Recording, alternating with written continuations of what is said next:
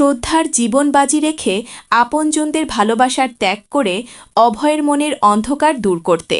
কিন্তু আজ কি সেই অভয়ই নিজের হাতে শ্রদ্ধার ব্যাগ গুছিয়ে তাকে এই গৃহ থেকে বিদায় করে দেবে? সেই ফেলে আসা পুরনো স্মৃতি কি পারবে অভয়ের অবচেতন মনকে জাগিয়ে তুলতে, নাকি কুণালের কুটিল ষড়যন্ত্রের কাছে আজ হার মানবে ভালোবাসা? শ্রদ্ধার পরিবারের সবাই থেকে দূরে চলে যাচ্ছে, তাহলে শ্রদ্ধার ভালোবাসা ও অভয় জীবনের সব কিছু মিথ্যা?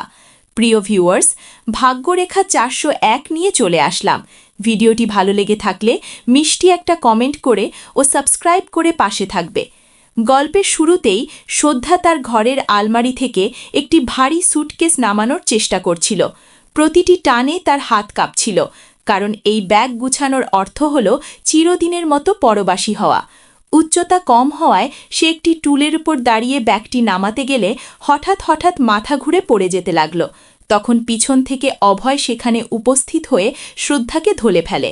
তখন সে সময় শ্রদ্ধা ও অভয়ের ভিতরে একটি রোমান্টিক সিন দেখা যাচ্ছে। আর তখন অভয় আর শ্রদ্ধা একে অপরের চোখের দিকে নির্বাক হয়ে তাকিয়ে থাকে। শ্রদ্ধার চোখে ছিল হারানো প্রেম ফিরে পাওয়ার আকুতি, আর অভয়ের দৃষ্টিতে এক উদাসীন শূন্যতা। শ্রদ্ধা ভাবছিল হয়তো এই স্পর্শ অভয়ের স্মৃতিতে ঝিলিক দিয়ে উঠবে, কিন্তু নিয়তি ছিল ভিন্ন। শ্রদ্ধাকে নামিয়ে দিয়ে অভয় খুব নির্লিপ্ত স্বরে বলে, তুমি যে এই ঘর ছাড়ার সিদ্ধান্ত নিয়েছ তা অত্যন্ত সময় উপযোগী। চলো, আমি তোমার মালপত্র গুছিয়ে দিচ্ছি। অভয়ের এই কথা শ্রদ্ধার বুকে তীরের মতো বিঁধল। যে মানুষটির জন্য সে নিজের জীবন বাজি ধরল, সে আজ কতটা সহজে তাকে বিদায় দিচ্ছে।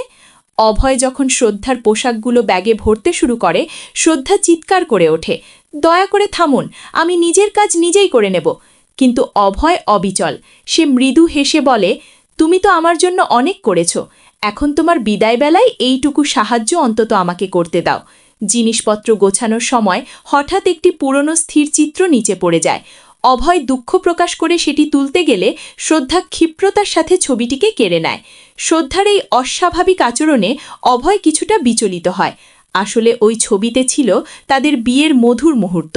শ্রদ্ধা ভয় পাচ্ছিল ছবিটা দেখলে যদি অভয়ের মস্তিষ্কে আবার চাপ পড়ে। সে নিজের বিরহের চেয়েও অভয়ের সুস্থতাকে বেশি প্রাধান্য দিচ্ছিল। অভয় তখন একটি ফিকে হাসি দিয়ে ঘর থেকে বেরিয়ে যায়। অভয় চলে যাওয়ার পর শ্রদ্ধা সেই ছবির দিকে তাকিয়ে কান্নায় ভেঙে পড়ে। এদিকে ত্রিপাঠী পরিবারের সবাই একসাথে মুখে জড়ো হয়েছেন। ভিউয়ার্স, এদিকে তনুজা, ঋতু পিসি আর গভীর উদ্বেগের সাথে আলোচনা করছেন শ্রদ্ধা কেন চলে যাচ্ছে। ঠিক তখনই সেখানে বরুণ, কীর্তি এবং ধূর্ত কুণাল হাজির হয়। পুরো বাড়ির পরিবেশ যেন শ্মশানের নিস্তব্ধতাকে হার মানায়। কুণাল আড়ালে দাঁড়িয়ে পৈশাচিক হাসি হাসছে। সে মনে মনে ভাবছে, এবার শুরু হবে আসল খেলা। শ্রদ্ধা পথ থেকে সরলেই অভয় হবে আমার হাতের পুতুল। ঠিক সেই সময় শ্রদ্ধা তার লাগেজ নিয়ে ধীর পায়ে সিঁড়ি দিয়ে নিচে নেমে আসে। তার সাদা পোশাক আর মলিন মুখ দেখে পুরো পরিবার বাকরুদ্ধ হয়ে যায়। অন্যদিকে তনুজা চিৎকার করে বলেন, কোথায় যাচ্ছ শ্রদ্ধা? আমাকে না বলে তুমি এক পাও নড়তে পারবে না। কীর্তি যখন দেখে শ্রদ্ধা সত্যিই চলে যাচ্ছে, সে অভয়ের কাছে এর কৈফিয়ত চায়। অভয় খুব ঠান্ডা মাথায় উত্তর দেয় যে শ্রদ্ধা নিজের ইচ্ছায় যাচ্ছে। অভয়ের এই পাথর সম হৃদয় দেখে কীর্তি শিউরে ওঠে। সে মনে মনে প্রতিজ্ঞা করে, পুলিশের উর্দির ক্ষমতা ব্যবহার করে হলেও সে কুণাল আর রোশনির মুখোশ টেনে ছিঁড়বে। এপিসোডের শেষে দেখা যায় দরজার বাইরে পা রাখার আগে শ্রদ্ধা শেষবারের মতো অভয়ের ঘরের দিকে তাকায়। সূর্যাস্তের শেষ আভার মতোই শ্রদ্ধা সেই বাড়ি থেকে বিদায় নেয়।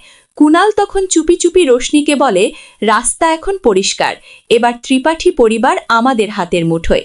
ভিউয়ার্স, আগামী পর্বে কি শ্রদ্ধা কোনো নতুন বিপদে পড়বে? অভয় কি ফিরে পাবে তার হারিয়ে যাওয়া স্মৃতি? আজকের পর্বটি ভালো লেগে থাকলে চ্যানেলটি সাবস্ক্রাইব করে লাইক করে পাশে থাকবে পরবর্তী ভিডিও দেখার জন্য।